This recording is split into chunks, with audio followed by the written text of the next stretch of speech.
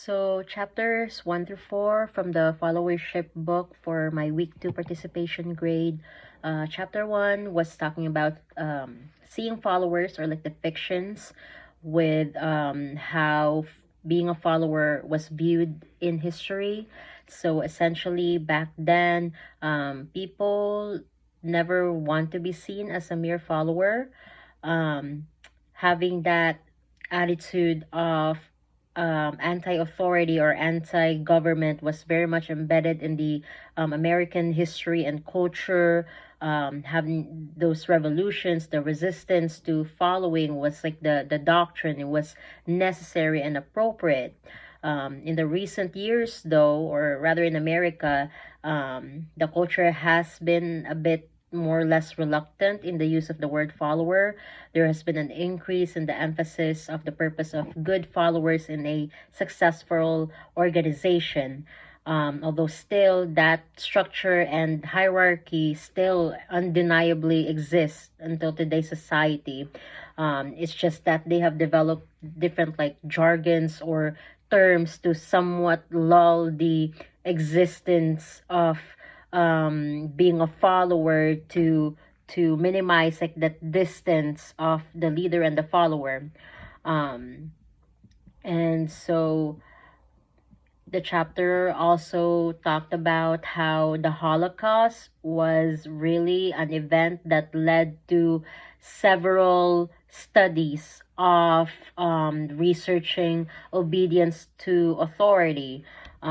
It says there, to a degree, obedience is important, especially in the heat of battle, and maybe even necessary.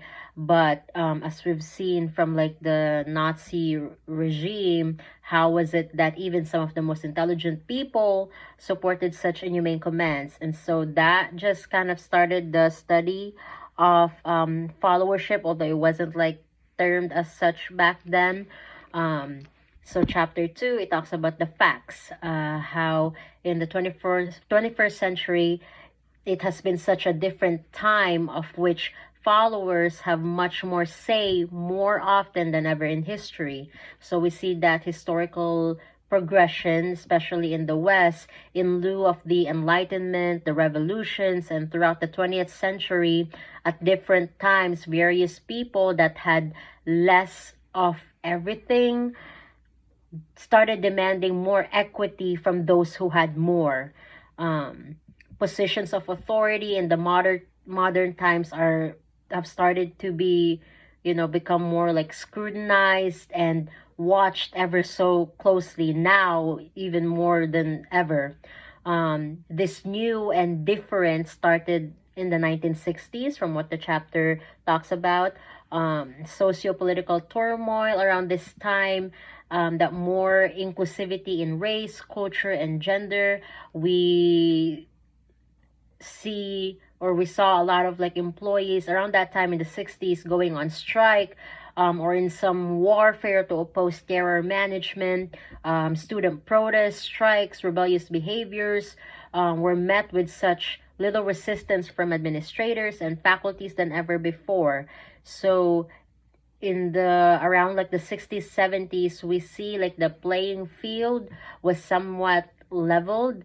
And it was a time in which whatever issues were going on, obedience to authority was not in their vocabulary, especially in the West.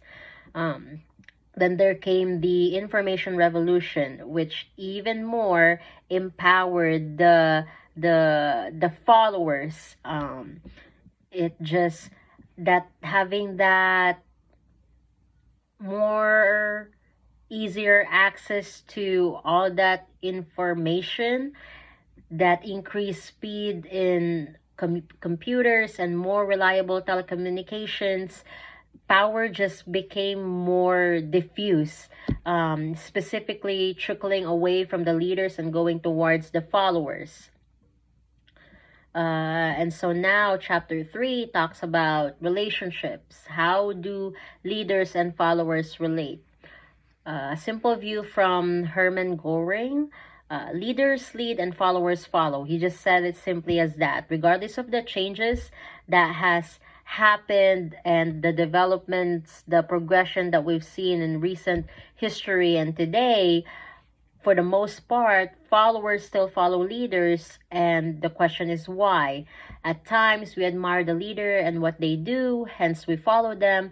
But why is it that even when leaders are not that all admirable and even being at fault in many instances, that chapter says that the simple answer, which is self-interest, balancing the benefits of following or not following, as well as weighing the cost of resisting instead of just going along. You run into that risk of losing your job, like the money that you need, etc. And so there are all these like dynamics, and today, essentially in general, for the most part, followers still follow. And then the chapter talks about our inner ape. The common thing between human and primates, it says in the chapter, leaders are advantaged no matter what, either with power, money, etc. So it's not a surprise that followers or us would generally be ambitions to achieve like high ranks, and some are better at it than others. So there's like a clear hierarchy, and because we value harmony, while we aim for those higher roles in the imperfect world, we settle for like the next best thing that is more peaceful. So instead of being so much like a diehard or like an activist, or resisting towards the authority, because you still want that harmony, you kind of want to settle for that still peaceful. You're following your leader, but you kind of like doing the job and still like having that desire for a higher rank. So let's see here, it talks about follower leader relations also, and there's that term there, moral disengagement. And this is basically an example that they were talking about. How come even if the leader is commanding something that is very inhumane, how could followers still follow those? And the term moral disengagement, it's basically the ability to selectively engage or not with their moral standards. So chapter 4 talks about the types, basically the different types of followers. It's important to understand that followers are not all one and the same. And then it starts with the past types by Zalanik, and he talks about two axes, dominance and submission, and activity and passivity on the other. This is like the measures of how like a follower is. So Zalanik, I don't know if that's how you say his name, he talks about 4 groups where you put followers in, and you have the impulsive subordinates, the compulsive subordinates, masochistic subordinates, and the withdrawn subordinates. So the impulsive ones, they're the ones who challenge authority. They can be constructive and courageous. They have that urge to initiate and achieve. They influence events. They basically lead. Now you have these compulsive subordinates, which they're the ones who seek to control also, but with passive means. They have this intense feelings of guilt coming from their desire to control or dominate. Now you have the masochistic subordinates, who are basically the ones who want pain. They have a submissive control of authority. It shows like when they want to be criticized by performing poorly in a deliberate manner, otherwise like unconsciously. Now you have the withdrawn subordinate, who barely even cares like what happens at work, but they behave relative to it.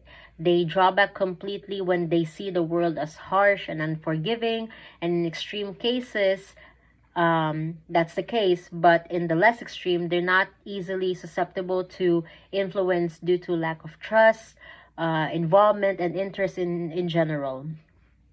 So Zalanik's study, it's generally dated, but that started the emphasis on understanding the different types of followers. Now you see Robert Kelly in his book argued that the leader-centric concept is a myth. and it is debilitating. Kelly highlights the exemplary quality of followers, with the main point of not following leaders blindly or with careless thought.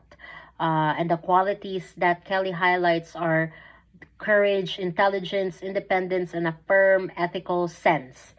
Now, Kelly emphasizes on voluntary compliance. Like, you see that with apprentices or disciples, for example. They're like attached to the leaders because they are compelled to what they're doing. So there's that voluntary compliance. That's what Kelly emphasizes.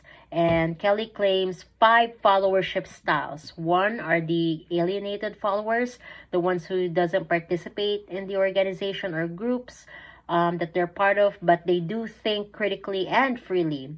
So meaning low engagement but high independent thinking. Now you have the exemplary followers. Essentially, they're well-rounded, they're critical and independent thinkers, and they're engaged. So overall, they score high across the board. Now you have the conformist followers. They're happy to just take orders. It's all up to their leader. They're high engagement, but thinking independently is low. Now you see the passive followers who just lets their leaders do the thinking. They need a lot of supervision. They're low in engagement and also low in thinking independently. The pragmatist followers are the ones that are in the middle. They do question their leaders' decisions at times, but not often, and not that critically. They score like mid overall. But overall, the emphasis that Kelly makes is that excellent followers are really anything but those who are passive. They help the organization to succeed while also being independent thinkers, and they show that courageous conscience. Now it moves on to the present types, which is the author Barbara Kellerman herself kind of have her idea developed into this, and she heeds herself to the importance of followership also.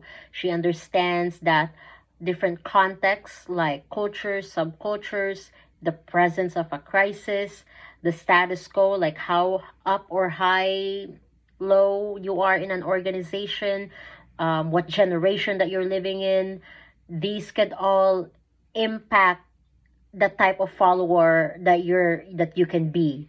And so her typology with followers is basically on one axis, and that is the level of engagement. And it's like in a spectrum, five types, from the least engaged to the most engaged. So you start with the isolationists, who are the ones that are completely detached. They don't care about anything beyond them, nor do they respond in any way.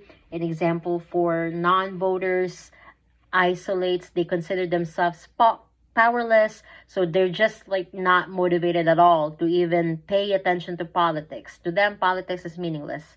Bystanders, they're the ones who know what's going on but chooses to not participate. It's like a declaration of neutrality. The participants, they're the ones who are in some even minute way is engaged.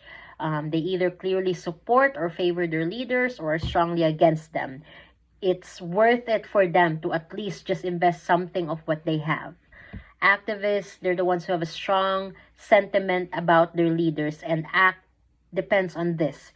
They're heavily invested in the process and the people, either on behalf of their leaders or to remove them from position of authority. Now you have the diehards. They're the ones who would sacrifice to the end for the sake of the cause or the leader or both. They have that deep devotion to their leaders or are willing to do whatever it takes to take them out of their position. It is all consuming. It's the follower's identity, and it determines their actions. So all in all, that's a summary for chapters 1 through 4 from my notes. Thank you.